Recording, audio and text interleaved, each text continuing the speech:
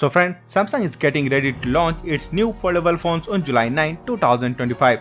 And the next generation foldables are expected to be thinner and smarter thanks to improved design, but one big issue getting more attention than anything else in the price of the Samsung Galaxy Z Fold 7 and Galaxy Z Flip 7, mainly in the US.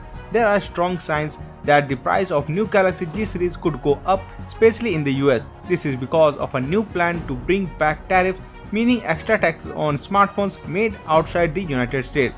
US President Donald Trump recently said that starting at the end of June, a 25% tariff could be added to phones made in countries like Vietnam and China. Since Samsung makes most of its phones outside the US, this could cause price to jump for American customers. And at the same time, Samsung is also worried about foldable phone sales going down. Sales of the Galaxy Z Flip have dropped over the last 2 years, and experts believe that raising the price could make things worse. In 2023, Galaxy Z Flip 6 sold only 2.89 million units, which is a big drop from 3.66 million the year before. And while the Galaxy Z Fold 7 still sells well, even with a higher price, may believe the Flip 7 should stay affordable. Some reports say Samsung will use its own chip, the Exynos 2500, in the Flip 7, which may help lower cost. And Samsung wants foldable phones to make up more than 50% of its premium phone sales by 2025, but with tariffs and falling demand, keeping prices reasonable